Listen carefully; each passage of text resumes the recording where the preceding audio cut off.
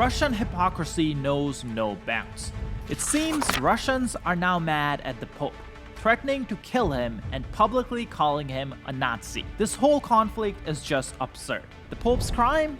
He just called for a just and lasting peace in Ukraine and simply asked to stop killing children and civilians. He didn't even name Russia in his statement. But for a country that claims to be the most Christian country in the world, this was an unacceptable thing to say. One pro-Russian account even replied saying that no one gives a F about what you say, Russia will strike your bedroom too. This moral bankruptcy is nothing new. Russian media has been attacking the Catholic Church ever since the start of the war. And now, as Putin's military and economy fail, the only thing that's left to defend is the lie that Putin is defending Christian values. This whole thing started a few days ago, when Russian forces launched a large-scale aerial attack on Kyiv and other Ukrainian cities. Because of this, at least 7 people were killed and 36 others were injured, including 2 kids. Russia also targeted key heating networks and infrastructure because they want to make sure Ukrainian civilians suffer during the winter. This is part of the new Russian strategy where they want to escalate the war against civilians and civilian infrastructure. But this is such a cruel strategy that even the Pope had to make a statement against this. And this is what he said exactly. Seguo con dolore le notizie degli attacchi. I follow with sorrow the news of the attacks that continue to strike several Ukrainian cities, including Kyiv. They cause victims and injuries, including children, and extensive damage to civilian infrastructure, leaving families homeless as the cold advances. I assure my closeness to the people who are so severely tested. We can't get used to war and destruction. Let's pray together for a just and stable peace in the martyred Ukraine.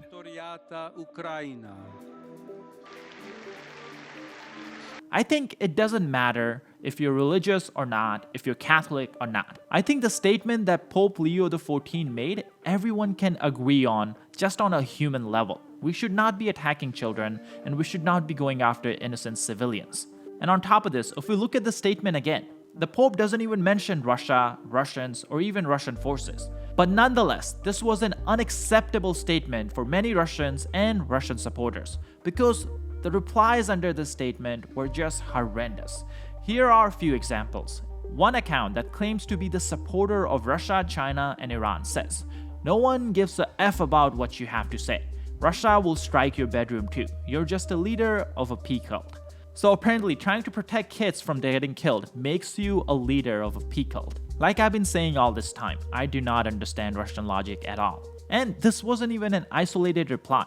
Another account tweeted hoping that the Pope passes away and calling him a Nazi.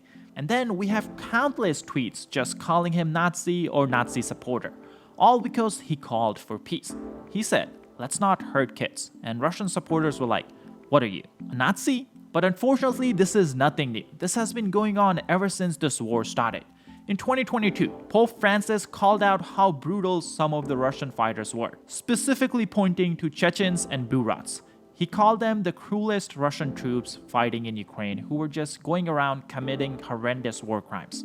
We have evidence of this. We have video evidence verified by independent investigators. But for some reason, Russians were really mad when Pope said this. This was their reaction on the Kremlin TV.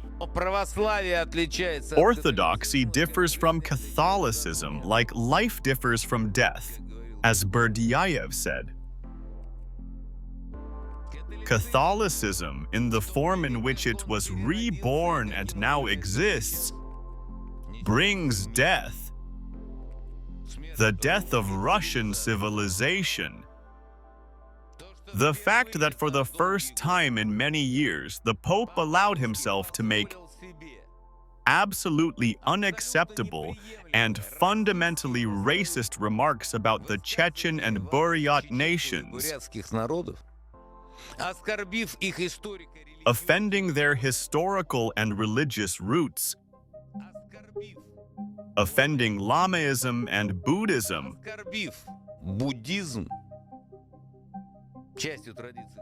of which tradition Lamaism is a part, offending Islam. I am yet to see any harsh condemnation from Islamic philosophers living outside our homeland. And they should have something to tell the Pope. А им есть что сказать Папе Римскому. I'm guessing this is why Putin did not attend the funeral when Pope Francis passed away, even though all the other world leaders were there. Or it could be because he has an arrest warrant out for himself because he has kidnapped more than 20,000 Ukrainian children. Either way, it seems Putin was not happy with the new pope either, because from the very first day, Pope Leo XIV has been very vocal against Russian war crimes in Ukraine and against Putin's invasion. Take a listen to what he said right after he became the Pope. This is a problem which is affecting the whole world.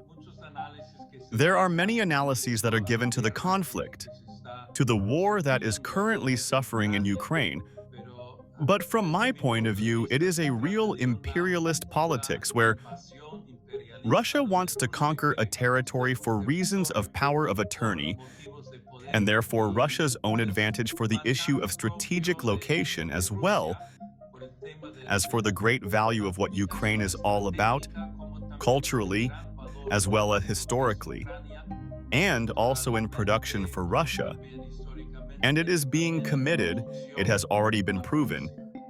There are no crimes against humanity that are being committed in Ukraine.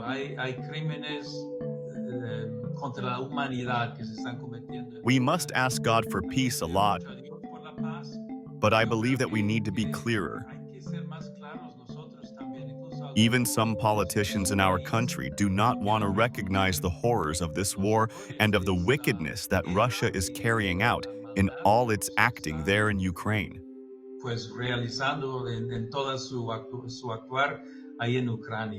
Now, of course, comments like these are not helping Putin's argument that he's defending Christian values in Ukraine.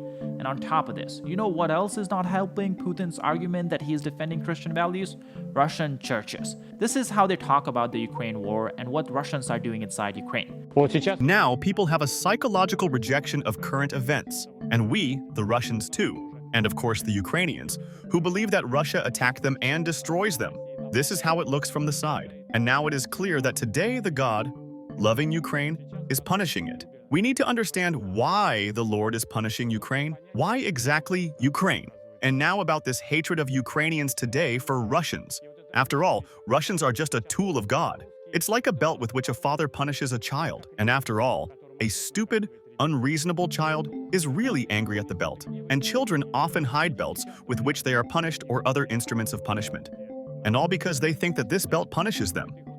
But in fact, it is not the belt that punishes the children, but the parent punishes them. Who is the parent in this case? Parent is God. Why does God punish? And God punishes the child that he loves and the one that does not obey him. What began to happen to Ukraine 30 years ago when it gained independence? What kind of state did Ukraine begin to form? It began to form a state whose ideology is based on hatred of Russia. And what does Ukraine need to understand now? Why is God punishing her? When we start to look at what all these 30 years of independence have been happening in Ukraine, and we are horrified. And today, these facts are voiced to us in a particularly concentrated manner, meaning propaganda on television, although we have known about them all these 30 years. How history was rewritten. How hatred for Russia and Russians was cultivated and brought up in their textbooks.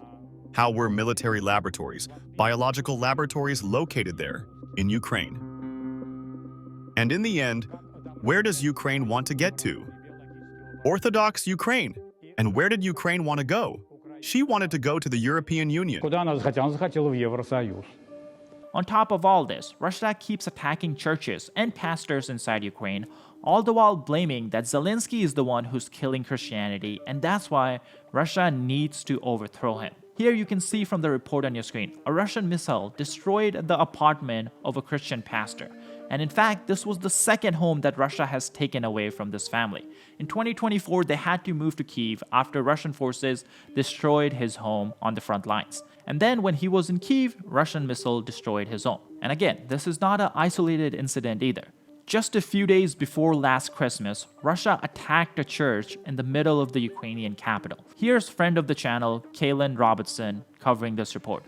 Anyone that's watching this from the US that is saying that Putin is Christian, Putin is based Russia, based Catholic, based Christian Russia. Well, the church windows behind me, the historic, beautiful church windows, have been blown to pieces by a Russian missile this morning in the capital of Kyiv. And it's not the only time that the Russians have done this. They have destroyed churches all across this country since 2022. When I was in Izium a few weeks ago, I saw a beautiful monastery that was been destroyed. In Odessa, they destroyed the churches because there is nothing religious about Russia.